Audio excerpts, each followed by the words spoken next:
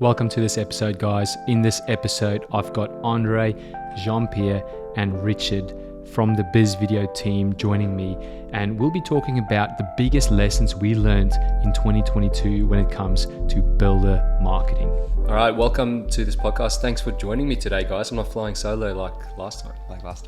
This is awesome. 4 of us. Yeah. Podcast That was a good idea. debut. Yeah, you texted us this morning. Yeah. And said, guys, let's do a podcast. Yeah. Yeah. So my idea around it was to find out, like, each person, 1 or 2 points, what's our biggest points that we take away from this last year that we're going to take into next year to grow the business, help our clients even more. Before we get started, we've got Jean-Pierre over there. Who are you, Andre? I'm Andre. I'm Richard. And I'm Corne. So, yeah, like, who wants to start? Oh, one thing I want to say, which I thought was really cool, which was this morning when you texted and you said, hey guys, what are some of your biggest learnings? I feel like the chat lit up pretty quick. Oh, I yeah. think that's really cool. What time was it? It was like 4:30 or something? I don't think it was that early. What time It was that early, it was but like we 5. only woke up a little bit later. Yeah, you maybe you texted It's 4:30. 4:42 a.m. 4:42, yeah. And Yeah. then the first replies, I don't know, came at 6. Yeah. All right. So, why should builders watch this podcast? I think we have spent many years before this as well, but this year is the focus of the podcast, dealing with a lot of builders, and it's a good reason for builders to listen to this because we can collect a lot of learning from that and combine it together to just give it to them in one bite-size Yeah, that's good. podcast. Yeah, that's true. I mean, you can go out alone and just try things, fail, learn from it, try again, that's how you should be working anyway. But a mentor that I'm listening to at the moment is like, try not learn from other people's mistakes. It's better to learn from other people's mistakes rather than your own. Yeah. So, Yeah, I think often people look at us and go, oh, you guys do video. But once they come into our network or community, I think they realize very quickly that there's a lot of, like Richie said, a lot of information transfer from, guys that are ahead of them that are doing what they want to be doing. And we can take their learnings and pass it on and connect people and go, oh, you need to be talking to this person, or you need to go and call this person. They've done that. They're doing it, which is pretty cool too. I'm going to try and condense it here. So let's just kick it off, Andre. Like, what's the biggest thing you learned this year? Challenges create innovation and excellent output. Wow, that's a mouthful. Yeah, so I try to, the big thing is just challenges. Like looking at challenges as opportunity. And there are so many challenges that each company or each business sits with, each builder, whether it's clients, whether it's, all the things that's been going on in the last 2 years. And you need challenges to come up because that fosters growth. And we actually had a podcast on this not long ago. Yeah. Link in the description. Yeah, go watch that. I think that was a really good one. Yeah. So I think it's a big thing for businesses to not veer away from challenges. I think challenges within the business is fantastic. If you're a business owner, you need challenges to come up. From a client's point of view, you need to understand when they are angry or when they're upset about the build and everything that's gone on in this journey with them, you need to understand what that is, because that's going to create and push you to look further to how do I improve this? Yeah. I mean, a lot of big companies, they've got R&D departments. They invest so much in R&D. There's your R&D right there. Yeah. And problems problems breed opportunities. So Big time. I think that's a really great way to look at just everyday life, is when a problem comes up, rather than avoiding it, lean into it and go, where's the opportunity in it? Yep. That's something, I talk to a lot of builders and I can consistently see, just based on the questions I ask them and listening to some of the mentors that we listen to, the big difference between business owners, or let's say builders, who avoid challenges and problems at all costs, and those that lean into it and go, oh, what's this? There's an opportunity here. How can I do this better? Yeah. Because as soon as you do that, because almost guaranteed that that problem or challenge you're facing, many others are facing it. So if you can find a way around it and to create an opportunity from it and add more value to your client from it, all of a sudden you're so far ahead. Yeah. Yeah. And I mean, my point that I'll tell you guys about my point in 1 sec, but another point that I had was taking responsibility for everything and using problems as opportunities. So that's kind of in line with what you said, Andre. Yep. Yeah, the first thing you've got to do is you've got to take responsibility. Yeah. That's a And good point. yeah, if you just look for opportunities and problems, it'll only get you that far. You can only fix that many problems until you're burnt out. Like, I think that's one thing I learned this year is like, man, so many people are burnt out. But if you start taking responsibility, you're going to get rid of that burnout. Because now, That's good. yeah. Yeah, I think you can also fast track your client experience so much more faster and create a so much better of a client experience compared to other builders if that's your outlook every time you come across a problem. Because if, as we've seen, a lot of other builders might not necessarily have that mindset and they avoid, and then that leads to oftentimes distrust with their clients. But if you're the builder that isn't doing that and you're open and honest about working through that, we've often seen their clients appreciate that honesty. Because building is challenging. There are going to be those challenges. And if you come from an approach of being transparent about that and that you are consistently problem solving, I think clients appreciate and understand that when they know that's what's happening. Yeah, and from a marketing point of view, you can educate those clients. You can use those things, those problems that come up, because again, like success and problems leave clues. You know, if a problem comes up once, it's bound to happen again. So, which means if you solve that problem, I mean, there's so many different type of problems, but let's just say, for example, it's to do with communication. Now you can create some content around that problem, and you can educate people. Yeah. Funny you mention that, because I've kind of been asking a lot of the builders I've been talking to, both clients and non-clients, what has been their biggest learning this last year? Similar to the question that we're discussing today.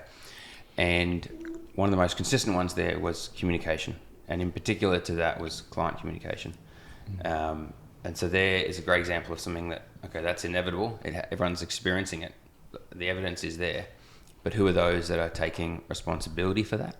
And I think one of our guys on the other side of Australia that we work with, one of our builders, he's a great case study for that, is seeing the challenges, especially from where he'd worked previously, when it comes to client journey, things like handover, where those were things that were often shied away from or avoided, or, you know, how can we just get around this problem that we keep facing when it comes to handover? Why don't we lean into it? Why don't we make handover the best part about this whole build? Why don't we make that the climax, which has been amazing, you know, and just that one scenario has been such a ripple effect in other areas of his business. I think I know the builder you're talking about. Like, did you talk to some of his clients?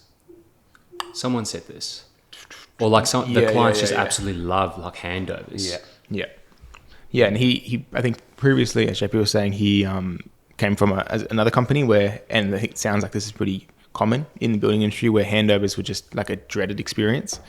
And he was then able to look at that as an opportunity and then figure out how can he make that experience, well, for the client, it's always an exciting experience, but rather for the builder also. And then through that kind of mutual understanding of why it should be exciting, he's now been able to make that experience so much better for everybody involved. And just even right at the last minute of a build, go above and beyond, even in the handover process. One thing I'll add to that, another really, really powerful story. This same builder, and it comes back to, you know, mindset's another really powerful thing. And I know we did a podcast on that a few weeks back with Peter from Seacon, but this builder we're talking about, if I compare him to, you know, the builder we all worked with in the start of the year, who was didn't take high level of responsibility, and really, he almost fearful of getting in contact with past clients because of, what if they go, oh, well, we've got this leak happening, or we've got that, you know, that's a false belief, like, thinking like problem and just so fearful of it. Yeah. Whereas this builder that, you know, is now doing things differently when it comes to handover, he also has in place a 6-month check-in, a year check-in, and then like almost every year after that, I think a check-in, where it's like, all I'm doing is I'm going to come around, say hi, have a cup of tea, and I'm going to bring a maintenance guy with, and he can just have a look and see what's needed, and we can just help you out with that. Yeah, and that's marketing right there, right? Yeah, absolutely. Right. Yeah, it's like, you're talking to people, even if it's an old client. Like, who else is like in your family who's considering building? You know, that's marketing right there. Marketing is not just Facebook ads and videos and stuff like brochures. That. But yeah, so maybe let's go on to that. I think that's a good one. So in summary, take responsibility, look for problems, create opportunities out of them. Foster that in the team as well. Like, Yeah. sorry, not to now. We're summarizing, but foster that in the team Yeah. for the team within each division to look at challenges and problems. Yeah. Um, Welcome problems. Because that's going to push them to make the business even better and better and better. Yeah. For sure. So who wants to go next, Rich? Yeah, I think mine kind of comes off on that last topic you made there, Corne. My biggest takeaway from this year, or biggest learning, was just the broader benefits of your marketing. So for my role in the business, I'm focusing far more on the daily advertising through Facebook and Instagram ads. And sometimes I can get so like tunnel vision on the direct response happening just there in terms of the numbers that I can see. And Like the attribution to an inquiry, for example. yeah, exactly. And that's kind of like what I'm seeing day to day. So that's my tunnel vision, I was saying. Yeah. And throughout the year, just talking to more and more builders and hearing from them, obviously they've got a much broader outside perspective. They're not necessarily ever in that place of Facebook looking at those stats, but they're seeing the more human benefits that are coming from that. Yeah. And So what's like an example of that? I think a good example, a client of ours on the sunny coast, he's always wanted to work specifically with architects, and I think now we're running ads for him for about 2 years, and he's clearly been able to see just a massive shift that's happened in terms of how all architects are contacting him. So he's not necessarily having to go out and network with them, but also just when he's having those conversations, they're so much more familiar with who he is and trusting of who he is, because he's been in that marketplace now for 2 years, and they have a really clear understanding of who he is, what he does, what he specializes in, Yeah. and his builds, his projects without. And he's not even tendering anymore. Yeah. Architects just going, we want you to do it. The client's already watched your stories. We shared them with them. They want you. Yeah, 100%. This is their budget. Can it be done? Yeah. Yep. And you wouldn't be able to see that in Facebook ad stat. That's not going to happen. But that is a massive, massive benefit of spending the time and putting your brand out there consistently. Yeah, in all areas. So I think one thing we always tell a lot of builders is don't just go, okay, cool, I've got my Facebook ads up and running, cool, I'm set, I'm just going to forget about marketing. Yeah. You're right, brand. Like there's so many aspects to it. Have good site signage, have good vehicle signage, have All those touch points. if you can afford radio, get on radio. It all works together. So, for example, someone might drive, like a neighbor might, see your site signage, jump on your website. The next time they're on Facebook and Instagram, the ads are hitting them. Now the ads are hitting them through the whole process Exactly. for like 2 years. And then they drive, like, I know one of our guys in Sydney who you're talking with yesterday, and we were talking about that. Yeah. Just helping them understand the big picture. Yeah. Because they've got some big goals. Yeah. And they've put some great foundations in place. Great signage, vehicles, Multiple site storefronts. advantage, multiple storefronts Yeah. in high traffic locations. And so when you start putting, like, that's an amazing foundation. You start putting ads in there, getting new attention. People drive past, they see it, they jump on the website to do their due diligence at a very early stage, information gathering. Yeah. Then they get retargeted. They Yeah. go see you again. The next time they drive past, it's like, oh, I've watched the video, I know them. Yeah. Yeah, exactly. And that, like on that topic, you watch their video, you now understand who they are. But also, our job is also to come from a perspective of advertising in a way where it's speaking to these potential clients, their needs and their thoughts, their desires, so that when, again, they come into a decision on choosing a builder, say, for example, we talk about builders who are not necessarily using social media advertising, they're just using traditional site signage and things like that. To them, they've got maybe some project images, but also just a lot of brands, and they don't necessarily know what's different about those. But as soon as you start introducing emotional marketing in that, they now have a feeling like this builder understands my unique needs. I've been seeing their ads are speaking to my desires. And then from that decision process is so much easier for that particular prospect, because now when they look at a bunch of businesses, yours is standing out from an understanding of, I know that builder understands my situation. So there's a connection there compared to just seeing a brand name on a site sign. Yeah, and I know, like, I'm this kind of person. I'm very analytical, logical. I like data. I like to see, like, how does attribution work? So, like, this inquiry came from this ad, and this is when they first clicked on it, and all this kind of stuff.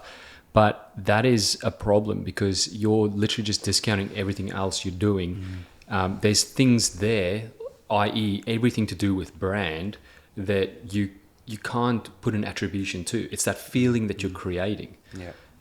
Yes, you've got to have the feeling. You've got to have a way for people to, like, come into your system. So Yeah. the ads and all that kind of stuff, but it all works together. What's that word we used? Aggregate marketing. Aggregate marketing. So yeah, I think builders, what you need to focus on is aggregate level marketing. What is that? So it means looking at your marketing from like Overall perspective. overall perspective. So for example, if you go, well, I've got No one this month has said they contacted me because of my site signage, so I'm going to turn that off. yeah. So and no one came from Facebook ads or Google ads or whatever. I'm going to turn that off. Yeah. But instead, looking at, like for example, over a 5-year period, not even a 1-year period. Go in the 5-year period. These are all the projects I've signed up. These are all the inquiries I've got, and then overall, how much did I spend? I'm talking Yeah. videos, your Facebook ads, your branding, your website, site signage, freaking a blimp if you have a blimp over the site, like everything you do, all your shirts, clubs. all your shirts, everything you do, radio, and then go, okay, that was my total marketing spend. Okay. But what if someone's sitting there going, but how do I know that I'm putting money into this thing, and how do I know if it's working or it's Yeah, that's a paying good off? question. Yeah. I mean, that's just a thought that comes up. Yeah. Because I'm talking to someone at the moment, and they've been burnt in the past, and they've tried bits and pieces of what we do, but they haven't put it together. Yeah. I think the biggest way to see that success is, again, this is just something also unique to the building industry, is it's a long-term process in terms of the trust people need to be able to buy your product. It's Yeah, not a that's why I short, say 5 years. short-term Yeah, decision. that's true. Yeah, It's not the- a $10 pair of shoes or something. Yeah, but the biggest way to kind of, I think, measure that success is the people and the conversations that you're having. Are they becoming a lot more familiar and trusting of who you are in those initial conversations? Yeah. Because the only way they can do that is by having a clear understanding of who you are up front and they're emotionally engaged. And the best way that we found that you can do that is through targeted video marketing. That would be the best measure of success, I think, if you to answer that question. Yeah, and I mean to answer your question, Andre, as well, is every business should invest in creating a solid brand, and that's the feeling that you create within your target market. So you need to understand who's your ideal client, who's your target market, what kind of feeling do I need to create within them, which means you've got to understand their problems, their desires, what they want, and then create branding around that. But then also you need the ads side of things, something that might not work in 3 years time or 5 years time or whatever. But so it's always good to invest in your brand and educate. Yeah. One thing I maybe just want to add kind of really touches on this, which I think maybe we've known about it's not a recent learning, but I think it's really come to fruition now because we've been working with builders for so long and we're really starting to see the fruits come from it. And that is the power that you have to manufacture a good client. Yeah.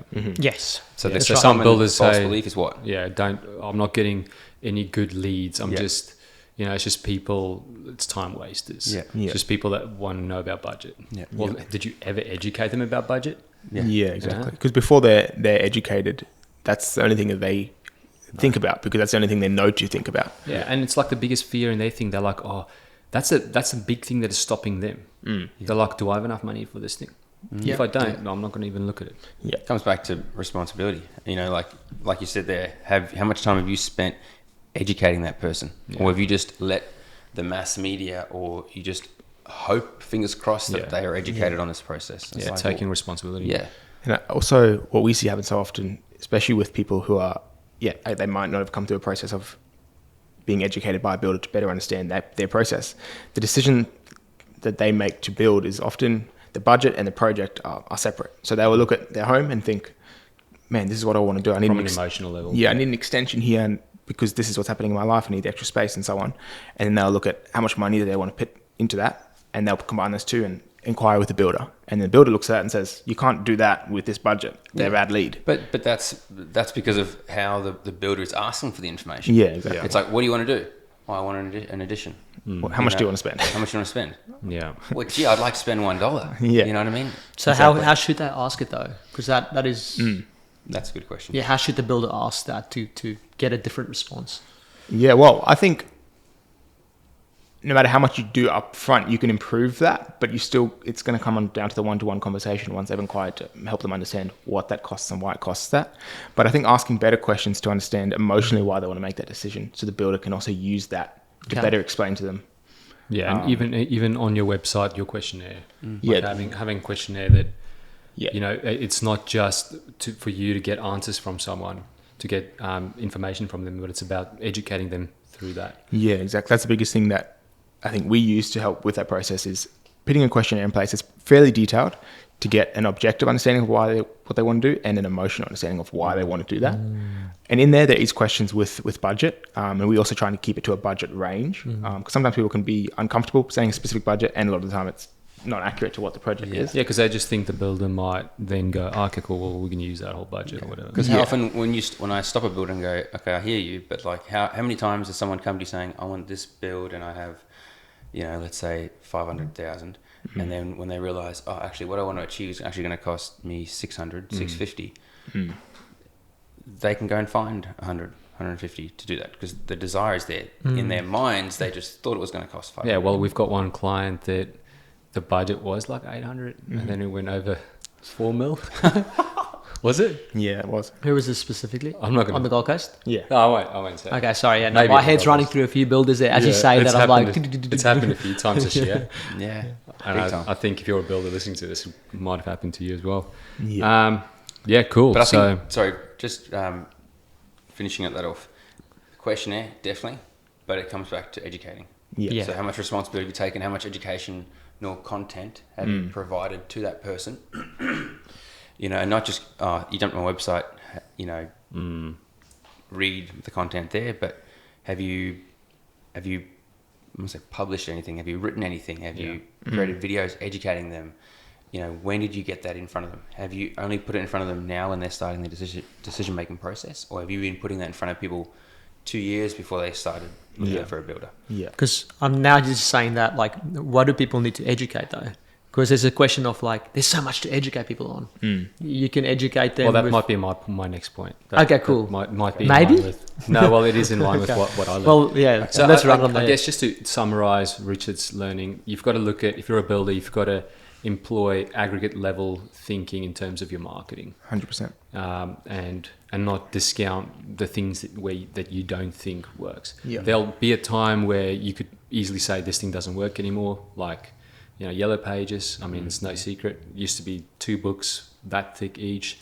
Now it's like that. You know, everyone Googles everything. So that's a great way of like cutting something out that doesn't work. Especially, I think, in building, because it is such a long-term, emotional and large investment. That decision is so long-term for people. Yeah. They need as many touch points as possible Yeah. to build that trust. Which kind of goes into mine. So Should what I- is your big What is learning? yours, Quinay? Please let us know. So my biggest takeaway is having a every business needs to have a nurturing strategy in place. What's a nurturing strategy? I'm just throwing that. I mean, I know what it is. You know? But let me throw it out. What is it? And it's in line with what Richard just said before in terms of long term. You know, you've got to realize that what you're selling is something that, you know, someone doesn't just go on a website, it's Black Friday, and they hit, you know, Buy me a checkout. house. Yeah. It just doesn't work like that. They get the idea, and then they look into it, and then they drop the idea, and then they start talking to their husband or their wife or whatever about it, and then they drop it for another 6 months or a year, and then it goes up again. And then once they make the decision, like, okay, cool, we need to do this. Even then, it's like a lot of time. And even when they sign the contract with a builder, it'll take a long time to get into their home. It's a long-term thing. So, you know, every builder, every business, they need some sort of nurturing strategy in place. And we have had a fair few clients that came on board this year, and where they told us, yeah, we've been watching you for 3 to 4 years. You know, we've been consuming your content and stuff. And I actually did a little bit of research the other day, and I can't remember exactly who said this, but do you guys remember someone that said, like, you know, a brand needs to have 6 touch points Yeah, it's before a been customer? 6 touch points. What does that mean? You know what I mean? Is it like they see the business 6 times? You know, that thing is so outdated. It's not even funny. Yeah. This person said for the normal type of business, it's the customer needs to consume 11 hours of that business somehow. Wow. So that is either online in the form of videos, podcasts, or in person with that person. And if you're a builder, you know what that means. I mean, you know how many conversations you have, phone conversations, meetings, everything you have until someone signs a contract. I think if you're trying to think that you can, like the old school builder who, you know, is not leveraging technology, how do you spend 11 hours That's with the each thing. prospective client And build? And just so correct myself there, that's 11 hours for the normal type of business. Yeah. I'm talking, you know, things that you buy every day. Online, Like for me, example, like buying a new camera or something, or a new car. Yeah. You know, car might be even more than 11 hours. But investing, choosing a builder, it's way more than 11 hours. Yeah. Yeah. If you're going to be moving into a house, like, you know, let's say a forever home, Yeah. something you're living in for 20 years, 10, 20 years plus. Yeah. It's a big decision. And a lot of our clients, if you ask who's their ideal client, someone that's built or renovated before, which means they bring the baggage from that previous builder, which means you need to spend even more time with that person. You need to So they unravel just- it, reset that. unpack it, Yeah. reset it, throw it out. Yeah. So I think like every builder needs to have a nurturing strategy in place, you know, to build up, and you've got to make it your target. Like every single prospect, by the time they come to me, they have consumed 50 hours, right? Then they're like sold. And I mean, we have so many clients that, I mean, if people listen to our podcast, you can hear it when we do client interviews. Yeah. They say when clients now come to us, Yeah. they say, man, I trust you already. It feels like I know you. And the builder always goes, man, that's so weird. I didn't know that's possible. But Yeah. it's And the other interesting thing on that is that it might sound like a lot of time, like, oh, how am I ever going to get that in place? That's a lot of time people will spend. But by having a nurturing campaign in place, that's a lot of the time automated. Yeah. Yeah. When that client then comes to talk to the builder, they save so much time Yeah. in that initial introduction process because that person comes to them already trusting and knowing who they are. Yeah. And then it's just qualifying, really. Yeah. Well, should we tell people what we're busy doing at the moment? Take over the world. No, but like, should I tell? I reckon. So yeah, obviously, like we've been building out a really cool system for builders, and we've onboarded a fair few clients with this. And one of our clients, they had to like recommit and like put some money down and all that kind of stuff. And while I was showing them the ins and outs of the system, I went back. I don't know how I found this email. I searched it or something. I searched this person, and I needed to like refer back to something. I couldn't remember. But then I noticed the very first email that we got from him. Okay, it was an email that said he replied to one of our nurturing campaigns emails. Like and he's been a client for like 3 years now, at least 4 years maybe. Yeah.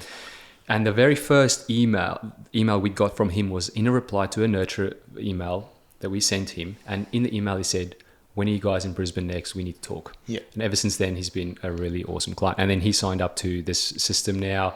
And now we're nurturing his clients even more with that side of things. Yeah. Because I mean, the I'm so Facebook excited ads. for this. Yeah, it is. And it was like, cool. it was just so perfect for him as well, because when we were trying to explain to him the large, bigger picture of the whole nurturing campaign process, and the email campaigns came up, he's like, oh man, I'm not sure about email campaigns. Do you think they really work? Yeah. And it was just such a good example for him. He's like, well, we'll show you this example. And it was him. Of this builder. Yeah. Oh, look, it's you. Yeah. It was literally him. And I'm like, mate, and you've been an awesome client. And if we didn't have that in place, you know, the ads and the videos, everything we did, that got you into our world. Yeah. We sent you out videos and nurturing and stuff, and you replied to it. So, you know, and that's for like marketing. Like our ticket is way smaller than a house. Yeah. You know, so again, like builders, they need this. Your target should be, should we summarize this, or do you guys want to say anything else on this topic? No, well, I think Should we just quickly like say how you can nurture people? Because the thing is, when you say nurture, to some people, what does that mean? Yeah. Because, like, Yeah, remember, that's a good like we say to our builders, go layman's terms. Okay. Let's go layman's terms Perfect. here. So let's say, for example, a person wants to renovate their house, and they go have a look at multiple builders, and they might inquire with multiple builders. You know, the builder that is there always educating them, have a really good brand, educating them, overcoming false beliefs, talking about their desire and all that kind of stuff will win out of all the builders. So if we bring it back, like how can you actually nurture people? So you could do it through, first of all, you could do it through the Facebook ads, like retargeting and stuff. So when someone goes to your website, you can keep showing up there. But now you're at the mercy of, again, Facebook, Yeah. you know, and you need to do this. Like Yeah. retargeting is a must have. Yeah. But again, you're at the mercy of Facebook and their audience. You need to capture their data. You need to capture their email address, their contact details, so that you can then market to them using email, using phone, and so on. Yeah. Okay, that's good. I don't know if we should go any deeper on that. That's probably a podcast I think we should for just do another a podcast on it, specifically where we just touch on the nurturing side. day. We don't want to kind of make it overwhelming for the builders and so on. Yeah. But it's something that we can definitely help them with. Yeah, all you need to take away from this point is you need to have a nurturing system in place. You need to have a nurturing strategy in place. Whether it's you actually calling the people up, asking like, hey, what's your biggest concern in doing this thing? You actually physically doing it. And then also you need a system that automatically does that for you. You leveraging technology. Yeah. And having video and audio content, something like this as well, in place so you can nurture them. Yeah. So who's left? Me. JP. What did you learn, mate? I think it probably touches on a lot of what you guys have said, in a good summary format. And that is, even the smallest amounts of action, but done consistently over time, will compound and bring you a far better result and far greater result than if you just go, hard once or hard a couple of times sporadically. Okay, so it's always about showing up, Yeah, always showing up. Yeah. And that comes from everything. Are you always showing up to whatever, meetings? Are you always showing up in people's worlds, using advertising, even if it's a little bit? Are you always taking responsibility? Taking a high level of responsibility like we talked about earlier, but are you doing that in every time? And it's not easy. It's like it can be exhausting sometimes. Especially now, like at the end of the year, everyone's burnt out. Kind of Yeah, thing. a couple of years, big years for some builders. And I've talked to builders who are not willing to take responsibility. They just want to switch off end of the year. But you look at their track record and it shows. And then I talk to builders who will consistently grit their teeth, high level of grit, and they just keep turning up. Yeah. And you look at their track record, and they've seen significant growth consistently. And it's that compounding, if you look at the classic, was it Warren Buffett, his net worth, it stayed low for a long time and then it just compounds. And that's and I had a Christmas dinner last night and one guy there, I didn't even mention this, and he is a top, I would say, of the people I know, a really great athlete, has trained his whole life. And he made that comment. It doesn't matter what you do, it's just that consistency. Yeah. Always showing up. Yeah, and because you keep doing that, then when it comes to race day, you're ready. You don't have to be concerned. Have I put in the hours? Yes, you have. Even if it's a small amount, you can be way more ready than someone that tried to jam pack it, the month prior to the race, or you went out for a big ride this month or next month, or that compounding. So is massive. What's an example of what you could tell the builders today or share with the builders? I guess you could do it in all aspects. For them, looking at 2023, how can they bring more of that to what they do? One that comes to mind, we've got a builder coming in today, a catch up, he comes to mind, and helping him understand just touch points, consistently just touching base with your prospective client, because he used to be like, cool, let's have a meeting. Yeah, nurturing them. You would have a meeting with them, take those ideas away, 6 weeks for designs, come back. And I was like, in 6 weeks, are you talking to that person? And they're like, no. Yeah. I was like, man, you've got to be... Because they don't know the effort and work you're putting in over that 6 weeks. You just turn up 6 weeks later with a drawing. Yeah, and he signed up to one of our systems. Yeah. Nurturing system. So helping them understand that. So we've given them plenty of little tips about, even if it's like a selfie or a text, or they go, hey, teams here, we're actually just talking about you. We do that all the time. Yeah. If we're having a meeting and we talk about a particular prospective client or a client, it's like, hey, we're talking about you. Yeah. It's just a little touch point, and those little things add up. Yes, I think you need to do it in all aspects of your business, in your marketing, in your sales, your operations. Yes, you can use systems to leverage a lot of those things.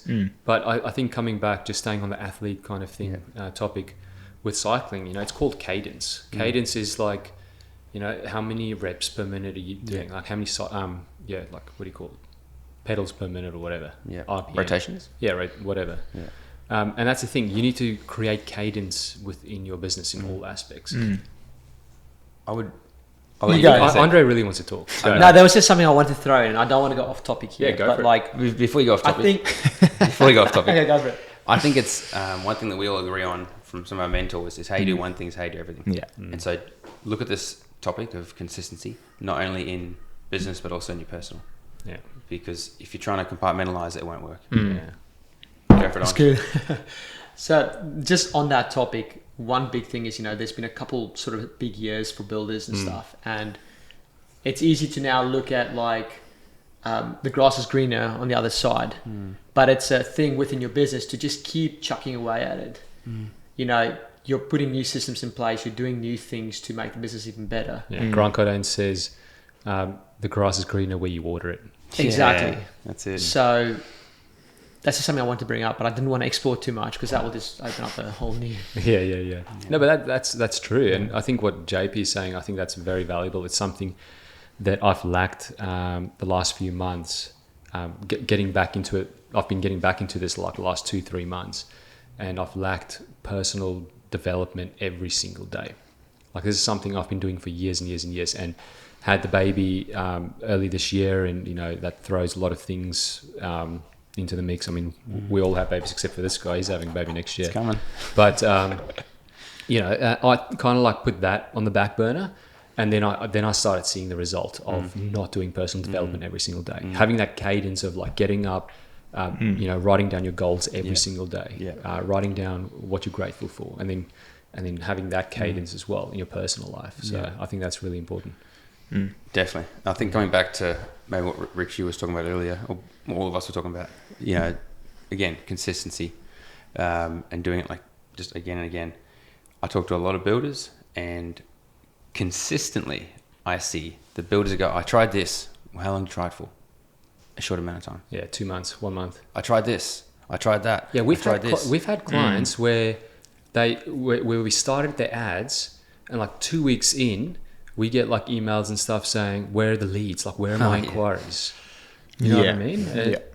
Yeah, And that's a topic for another day. That's a great lesson when it comes to taking responsibility.